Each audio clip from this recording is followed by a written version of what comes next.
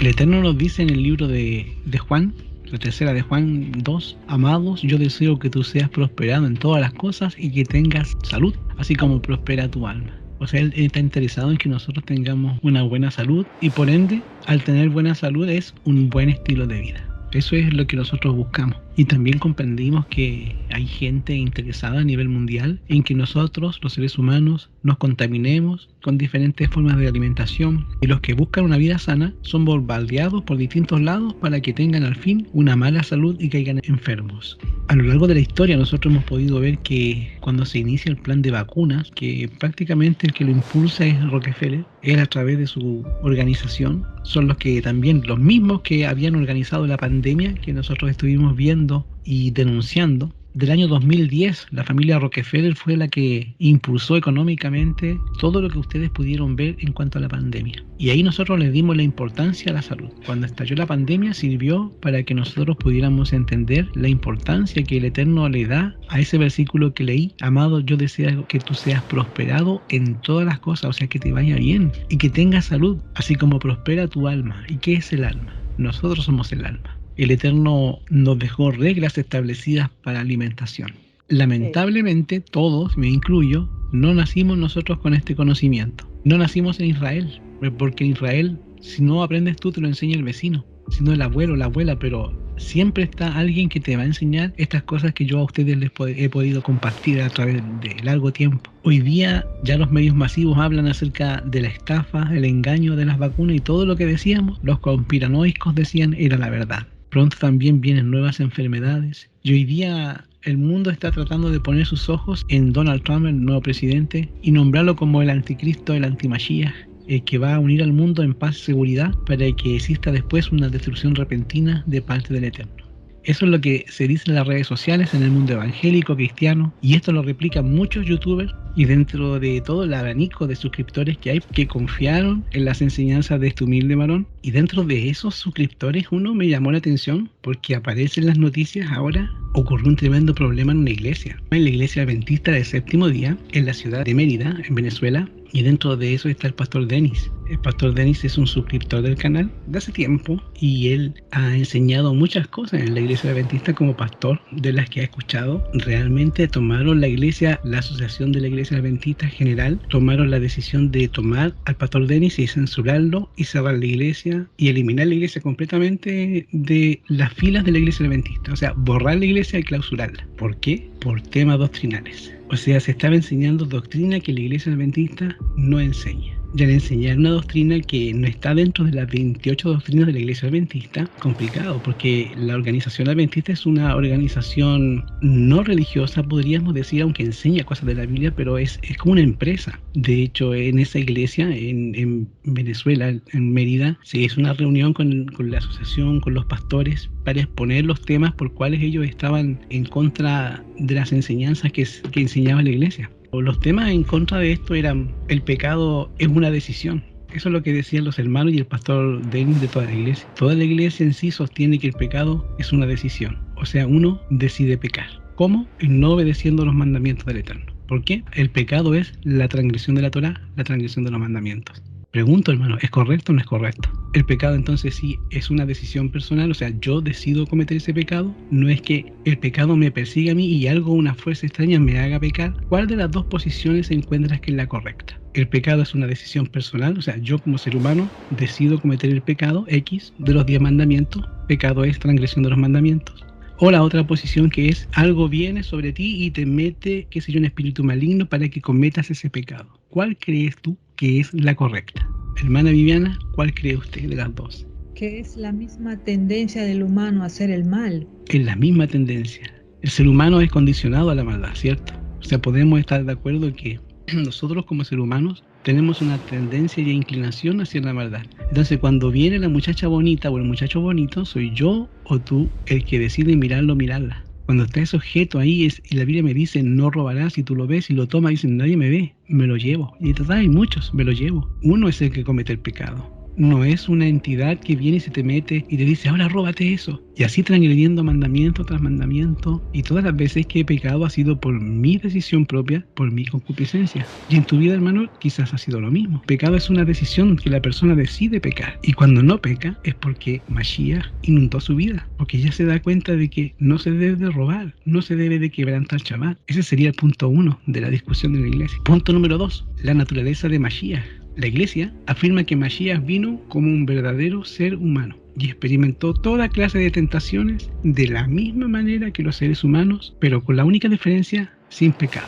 ¿Ustedes creen eso, hermanos? Él es Yahweh mismo, que se humanó. Amén. Es lo que hemos enseñado de que Mashiach, el Eterno mismo, Yahweh mismo, se transformó en un ser humano y nació a través como ser humano para mostrarnos a nosotros la vida, cómo se debe llevar. Entonces él nació y vivió tal cual como nosotros, si no, sería como desventajoso que un ser mitad Dios y un ser mitad humano con poderes haya logrado la victoria. Así fácil, hermano, ¿cierto? Con superpoderes cualquiera, ¿cierto? Pero que un ser humano haga todo lo que hizo Mashiach está bien complicado. Sin embargo, él nos dice en la Escritura, en Juan capítulo 14, versículo 12, de cierto os digo, que el que cree en mí, las obras que yo hago, él las hará también, y aún mayores hará, porque yo voy al Padre. Ese versículo, hermanos, nos resalta la importancia de la fe y la promesa que todos los creyentes deben de realizar alguna vez en su vida a través de nuestro Mashiach.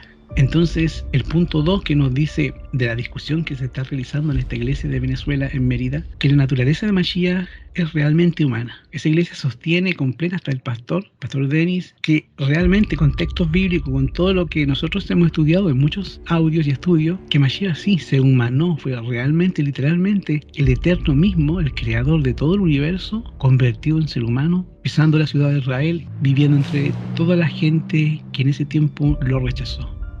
Número 3. Victoria sobre el pecado. La iglesia en la cual fue cerrada fue que enseñaba que la victoria sobre el pecado es posible, que solo a través de la gracia de nuestro Salvador se puede lograr.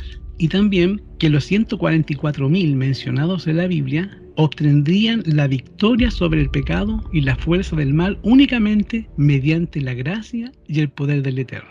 Y esta gente serían personas impecables que no pecan, llegaron a un nivel de espiritualidad que ya no cometen pecado, o sea, la impecabilidad. Eso es lo que la iglesia de Mérida Centro, en el cual el pastor Denis Prive estaban sosteniendo, y la cerraron, hermanos, se enojaron. Dentro de las enseñanzas están todas correctas.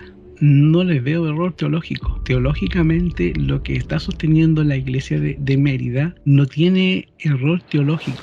Está dentro del contexto bíblico y de la enseñanza y de todo lo que es vamos a decir, la tradición escrita. Pero dentro de la congregación existe ese otro tipo de creencias, diferentes a la que se está enseñando ahí, más acorde a tiempos modernos. ¿Y por qué? Producto de que la iglesia es una organización lucrativa, en la cual tiene universidades, tiene hospitales, tiene centros de formación, fábricas, y se ha transformado desde los inicios, que era una organización sin fines de lucro, ahora en una de las segundas empresas mayormente organizada y con mayor recaudación de fondos. La primera era, vamos a decir que era, ya no, gracias al boicot que estaban haciendo los hermanos de México, la empresa Coca-Cola, que recibió un boicot pero a nivel mundial, porque no solamente en Estados Unidos en protestas por las deportaciones, sino que también en Latinoamérica. Hasta que en Chile han hecho videos rechazando Coca-Cola, hermano. Algo mundial en solidaridad con los hermanos mexicanos. Shalom, hermana Mariana, el Eterno le bendiga. Muchas bendiciones.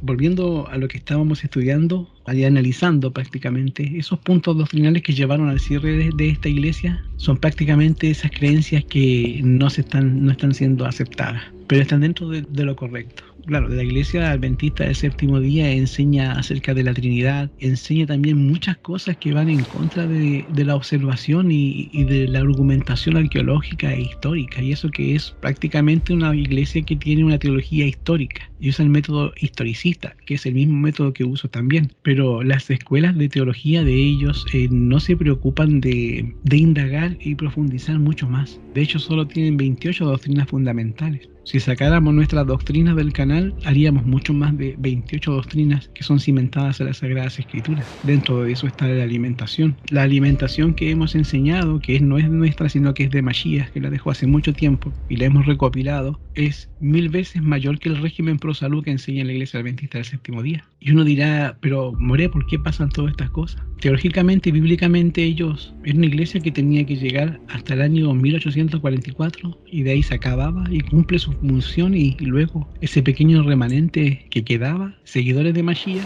con la fe restaurada en fiestas, estatutos, en un contexto hebreo, era la que llevaba el mensaje ahora hasta el momento como verdad presente. Si nosotros buscamos teológicamente, analizando todas las religiones, las diferentes formaciones teológicas en cuanto a análisis de Biblia, en cuanto a la sintaxis hermenéutica, vemos lo más parecido, lo más cerca de lo original es la fe de Mashiach. Los hermanos que siguen a Mashiach con las fiestas, estatutos, los preceptos, guardando todo lo que nos dice las Sagradas Escrituras, es lo que más se acerca. Y Baruch Hashem, hermano, que estamos en ese camino. Yo doy gracias al Eterno porque encontramos de tantos reveal, de tantas formas de adoración, encontramos el camino en el cual a nosotros nos lleva la salvación. Esta iglesia de Adventista de Mérida estaba sosteniendo esto, que de la impecabilidad, que al final de los tiempos estos 144.000 personas eran personas que no pecaban, que ya no cometían pecado. O sea, cuando tú analizas el pecado es los mandamientos. Son personas que llegan al final de su tiempo no teniendo dioses ajenos, amando al Eterno sobre todas las cosas,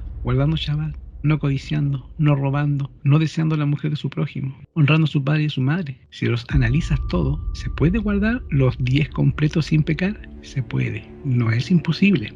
El tema es que en la ciudad no se puede. Para hacer eso y ser impecable, tú tienes que vivir en el campo. En la ciudad no, alejado de todo eso. Ahí sí cumples ese propósito de los 144.000 que no se contaminan.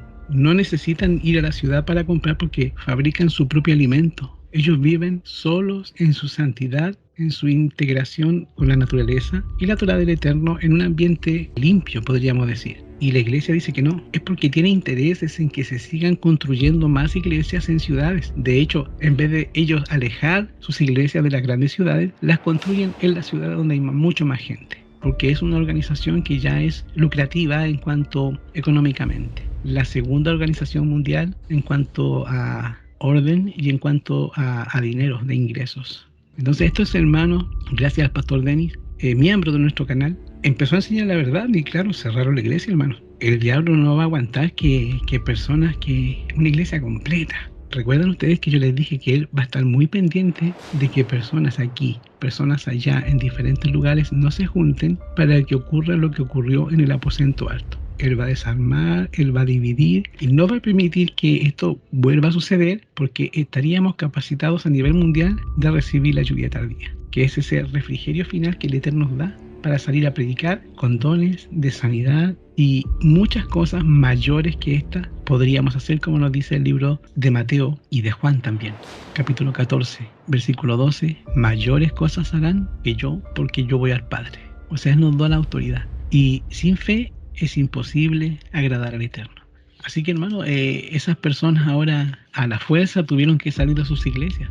Antes estudiábamos con muchas personas que todavía no asistían a su iglesia y los Shabbat no se congregaban con nosotros porque iban a sus iglesias. Pero llegó un momento en el cual ya no asistieron más, comprendieron lo que era la iglesia en sí y comenzaron a hacerlo en su casa como ustedes lo hacen.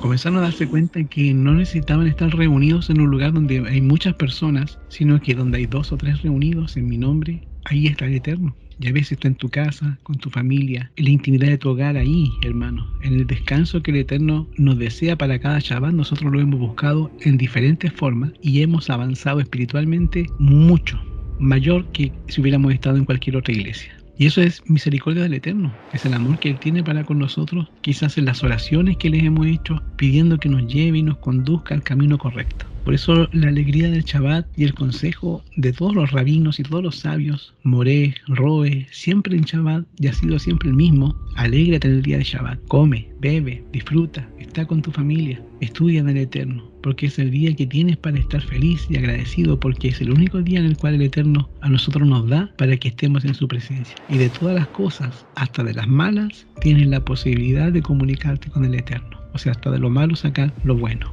Queridas hermanas, que el Eterno les bendiga en gran manera. sigamos adelante, porque el enemigo se tiene que levantar. Están tratando ahora, como les decía, de hacer que el presidente donde se encuentra la hermana Viviana, la hermana Mariana, Donald Trump, sea puesto como si fuera el anti-Mashiach, que va a dar paz y seguridad para que así después venga una destrucción repentina. Él dijo, si hoy día Shabbat no liberan los rehenes, todos los rehenes que tienen Hamas, va a ser algo muy grave.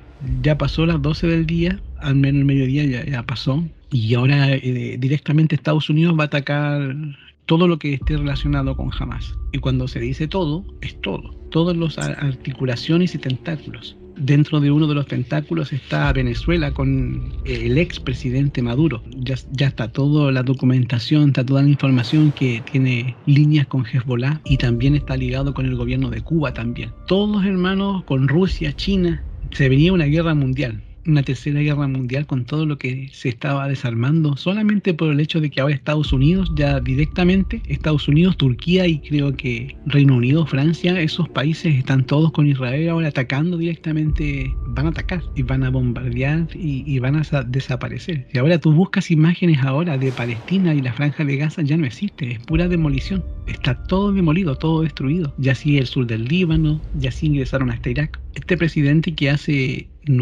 trata de no hacer la guerra, hizo inmediatamente un tratado, quiere hacer un tratado con China y con Rusia para que haya paz y tranquilidad y no siga la guerra. Todo el mundo, hermanos, la verdad que tiene puestos los ojos en todo lo que va a suceder y todos esperamos, porque por profecía en cualquier momento se arma una tercera guerra mundial luchando en diferentes partes y nosotros en algún momento tendremos que tomar bando, directa o indirectamente, porque todas estas guerras siempre se ven afectadas en la economía de cada ciudadano. Así que esperemos, hermano, que haya paz y tranquilidad como este señor está ofreciendo y nosotros esperar en Mashiach, seguir confiando en él, seguir teniendo su esperanza en su salud y confiando que el ángel de Yahweh acampa alrededor de los que le temen y los defiende. Esa es la promesa que Él siempre nos ha dado y en la cual nosotros tenemos plena confianza. Que el Eterno les bendiga, un Shabbat Shalom para todos, disfruten, alégrense en el Eterno y sigamos en su misericordia. Amén.